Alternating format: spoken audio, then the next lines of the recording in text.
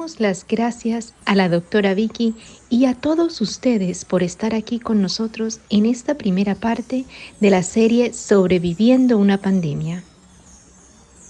La doctora Vicky nos hablará hoy de la pandemia, de las emociones, del estado mental a nivel psicológico que algunas personas pueden estar presentando en estos momentos.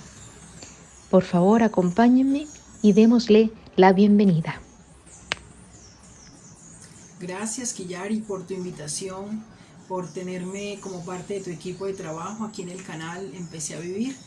Yo invito a todas las personas que se conectan con nosotros para que nos den like, para que nos sigan, para que se suscriban y también hagan sus comentarios y puedan compartir todo este contenido que estamos generando con las personas de su entorno, con sus amigos, con sus familiares.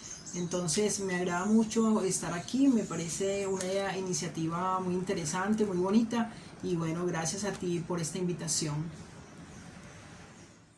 La pandemia es una situación mundial que nos tomó desprevenidos a todos o a casi todos y que precisamente por esa intensidad y por ser un fenómeno desconocido nos puso frente a unas emociones que no es que sean desconocidas, pero sí se aumentaron. Digamos que la pandemia hizo que se aumentara la sensibilidad emocional, una sensibilidad que está asociada a la falta de control frente a lo que está pasando, al factor sorpresa que eso implicó y a la incertidumbre.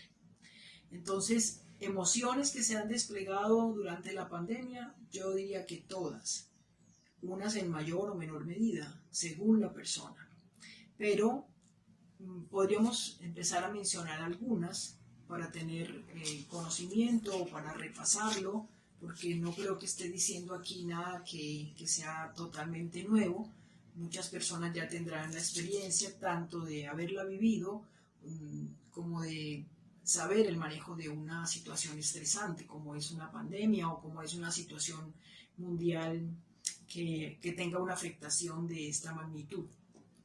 Hay un consenso a nivel de los profesionales de salud en cuanto a que si conocemos lo que está pasando, probablemente minimicemos los riesgos o minimicemos las respuestas y podemos acercarnos un poco también a los beneficios. Entonces aquí vamos a ir hablando un poco de esto, de cómo nos ha afectado la salud mental, de qué recomendaciones hay para que haya mejor bienestar, haya un bienestar para las personas que están aquí en el canal de Kiyari. Entonces, hagamos una primera lista, digámoslo así, de situaciones que estresan frente a la pandemia. Y quiero señalar algo. Cuando empezó la pandemia, nos dijeron, esa era la información que todos teníamos, y era que eso no iba a durar mucho. Y entramos a un confinamiento ficticio, como una especie de simulacro, al menos así se vivió aquí en Colombia, y pensamos que a lo largo de en cuestión de 3 o 2 semanas íbamos a terminar y no fue así. Cada vez seguíamos adentrándonos más en el confinamiento y cada vez fuimos experimentando lo desastroso que fue estar encerrados de manera obligatoria. No es lo mismo cuando una persona decide quedarse en la casa por su propia voluntad, porque se encuentra a gusto, porque puede hacer otras actividades, que cuando le dicen no puede salir. Es muy diferente. Eso nos obligó a cambiar todo, a cambiar nuestras rutinas, a cambiar nuestros modos de interactuar, a distanciarnos. Muchas veces creo que las personas no hemos hecho todavía tanta conciencia frente a lo que eso significó, porque el ser humano es un ser humano social por naturaleza. Entonces creo que la afectación mayor ha sido a ese nivel. Confinamiento versus distanciamiento social. Bueno, entonces vamos a hablar acerca de esas emociones que nos afectaron y que surgieron de manera muy intensa a partir de la pandemia. Podemos hablar de la depresión, de la ansiedad, de la angustia, de la rabia, del miedo. Yo creo que esas 5 que están relacionadas y que se pueden agrupar en 2, depresión y ansiedad. Porque creo que como patología, desde la desde la psicología clínica, es lo que está hoy por hoy acompañando al ser humano y que tiene diferentes manifestaciones. Es decir, son emociones son estados emocionales que toman esa forma de rabia, de miedo, de ansiedad, de angustia, ¿sí? Y que pueden estar afectando también según su intensidad, depende del ciclo vital en que la persona se encuentre.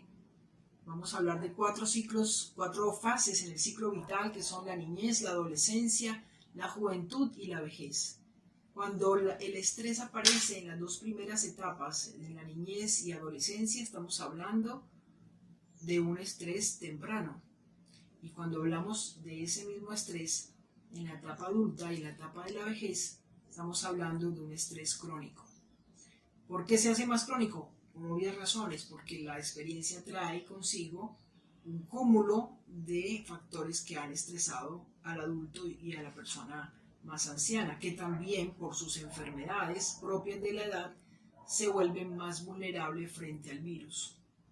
Por eso que los niños no están en ese grupo de las personas más afectadas, aunque ha habido casos, lo mismo en los adolescentes, en los jóvenes, sobre todo con condiciones previas de salud, porque ellos tienen como digamos otras defensas frente al tema. Doctora Vicky, sabemos que las emociones como la depresión, la ansiedad, la angustia, la rabia y el miedo son temas que son bastante extensos y de hecho los estaremos tocando aquí más a fondo en nuestro canal muy prontamente. Por consiguiente, pues invito a nuestros seguidores o futuros seguidores a activar las notificaciones si algunos de esos temas son de su interés para que no se lo pierdan cuando salgan al aire.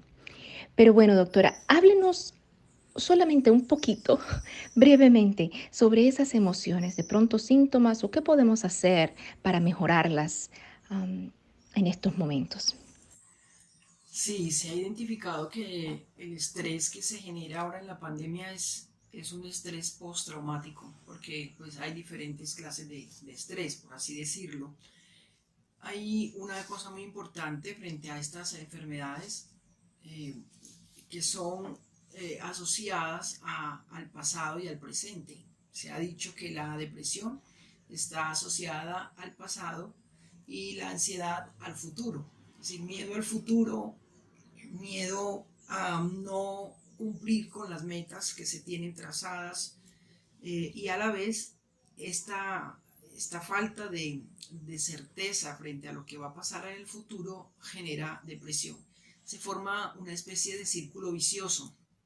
Entonces la depresión está caracterizada por desinterés en las actividades que la persona antes realizaba, no tiene muchos deseos de hacer planes, no tiene muchos deseos de socializar, la persona se siente apesadumbrada, a veces no se quiere ni levantar, no se quiere bañar, no quiere interactuar, tampoco quiere alimentarse, no se cuida la apariencia personal, hay unos sentimientos como de cansancio, de agotamiento, también puede aparecer irritabilidad. Y todo esto, todo este desinterés y todo este estado de ánimo bajo, a la vez también se puede manifestar con síntomas ansiosos. Por eso que es importante que a nivel profesional se puedan hacer diferenciaciones entre una y otra, lo que nosotros llamamos el diagnóstico diferencial. Pero por lo general, cuando una persona decimos que está ansiosa o está depresiva, es porque le hemos detectado unos signos y unos síntomas que para la mayoría de la gente son bastante claros. Entonces una persona ansiosa está preocupada, está nerviosa, está temblorosa, quiere hacer todo de inmediato, no tiene como la capacidad de esperar, de planificar o de controlar cosas. Sin embargo, hay que hacer la diferencia. Lo primero es identificar cuál de las 2 situaciones se da con más frecuencia, cuál es más fuerte. Luego reconocer que se tiene cualquiera de esas dos o que hay un poco de ambas, de ansiedad y depresión, y luego enfocarse en un tratamiento específico. Entonces, digamos que en el caso de la depresión, donde puede haber tristeza, puede haber llanto, eh, podríamos hablar acerca de que una persona puede estar en ese estado más o menos un par de semanas. Hablamos de depresión leve, ¿sí? Porque es muy común que la gente cuando ve a alguien triste de inmediato dice está deprimido, y no necesariamente una persona que está triste está deprimida. Pueden pasar varios días y la persona está triste por algún evento, por algo que ha sucedido recientemente y que le ha causado esa tristeza, pero esa tristeza deberá ser pasajera.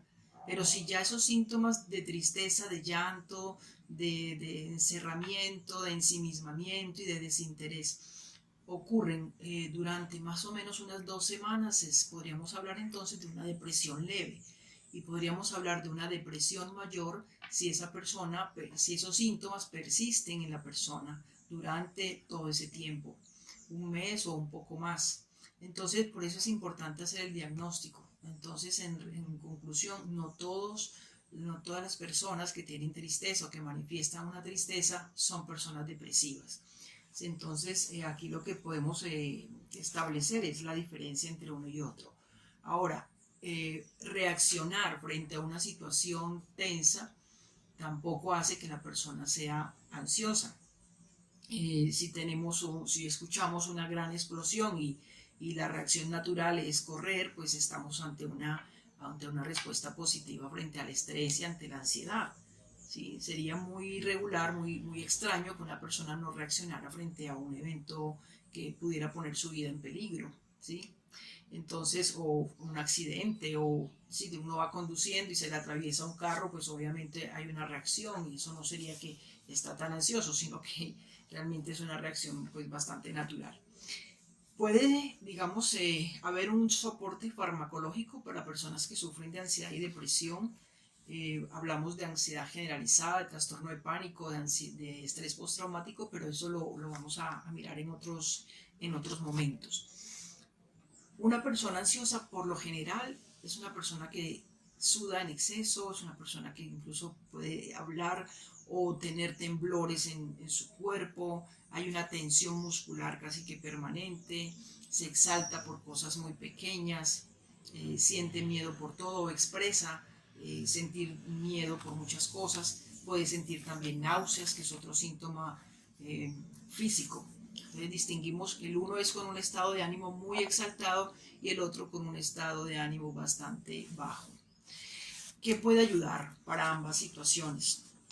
Como decía ahora, puede haber un soporte farmacológico siempre y cuando haya un diagnóstico previo. Y hacemos un diagnóstico cuando ya vemos que estos síntomas son recurrentes, no se mejoran con nada, y la persona definitivamente siente que no puede llevar una vida normal, sea por la ansiedad o por la depresión. Es bueno entonces consultar a un especialista. ¿Qué sirve? Respirar. Miren, la mayoría de las personas no saben respirar. La respiración debe ser una respiración abdominal, no una respiración superficial. Entonces vemos como la persona ansiosa es una persona que no hace pausas, que se agita muchísimo, entonces hay que enseñarle a respirar. Ojalá con una música de fondo, con una música relajante. El respirar bien permite que haya una mejor oxigenación en el cuerpo y que se regule el ritmo cardíaco. Creo que algunos no estarán de acuerdo con esta segunda recomendación que voy a dar por muchas razones, pero el consumo del café parece ser que genera niveles de ansiedad, aumenta los niveles de ansiedad. Entonces hay que bajarle al café si siente la persona que el café le produce ansiedad, por ejemplo, o el consumo de alcohol o el consumo de tabaco. Como en este momento de la pandemia muchas veces no se puede salir a los lugares que nos gustan o que permitiría una buena relajación, digamos salir al campo, al aire libre, a quienes les gusta esa actividad, poder visualizarla. Si no se puede ir, ojalá se pudiera ir, pero si no se puede ir, entonces visualizarse en un lugar tranquilo, en un lugar de su agrado y con personas que sean también de su agrado, con personas cercanas al corazón. Escuchar música relajante. La música, hay cierta clase de música que tiene unos decibeles que realmente no permitirían relajarse en absoluto. Meditar. Debemos aprender a meditar. Una vez se aprende, eso se aprende en cuestión de minutos, una vez se aprende y se vuelve un hábito para la persona que es ansiosa, incluso para la persona que está deprimida puede servir mucho. Es como apagar un poco la mente de tanto pensamiento, de tanta rumiación, y poder tranquilizarse. Hacer ejercicio, pero ojo que el ejercicio debe hacerse de forma preventiva, no cuando una persona está totalmente ansiosa. Entonces, como medida de choque, ir a hacer ejercicio no es conveniente, es mejor hacerlo de manera regulada. Así con una frecuencia que la persona elija 2, 3 veces por semana, así sea una caminata pequeña, sirve tanto para calmar como para mejorar el estado de ánimo. Y acompañarse de personas que generen tranquilidad. Ver programas en la tele que sean agradables, leer historias agradables, pero claro, si la persona se expone a estímulos demasiado fuertes, pues o va a aumentar la ansiedad o lo va a volver más depresivo, ¿sí? Porque pues es incierto lo que le pasa a una persona, no sabemos qué pasa en la mente de una persona que, que se expone constantemente a estímulos. Hay algunos estudios importantes, pero en el día a día o cuando tengamos una persona cercana, pues tratar de hacer que esa persona se otorgue a sí misma momentos muy agradables. Finalmente, sin caer en la negación, es importante distraerse, hacer actividades de tipo manual, actividades que para la persona puedan llegar a ser agradables, escuchar música, hacer cosas con las manos que puedan fabricar objetos, rompecabezas, dibujar. Hoy se está casi de moda el dibujar mandalas. Esto está comprobado que ayuda muchísimo como a generar estados de calma.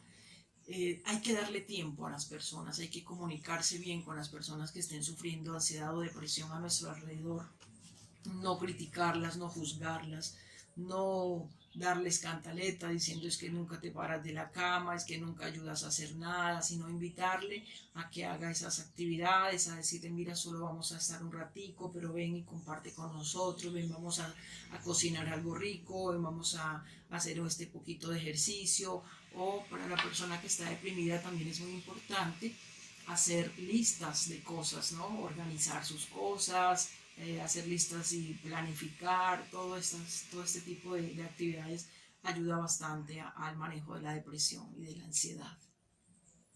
Le damos las gracias a la doctora Vicky por habernos hablado hoy y a ustedes por habernos escuchado. En nuestro próximo segmento, ella nos hablará sobre las relaciones y cómo ellas han sido afectadas en esta pandemia. Relaciones con nuestros hijos, familiares y sobre todo relaciones con nuestras parejas. Por favor, apoyen nuestro canal regalándonos un like, compartiendo el video, suscribiéndose y activando sus notificaciones para que no se pierdan nuestro próximo segmento. Para consulta con la doctora Vicky, por favor comuníquense al número o al correo electrónico que aparece en pantalla. Si desean tener más información sobre ella, los invitamos a visitar la parte posterior de este video. Gracias. Con mucha luz y amor agradezco su presencia en nuestro canal. Esperamos verlos pronto. Les habló su amiga Kiyari.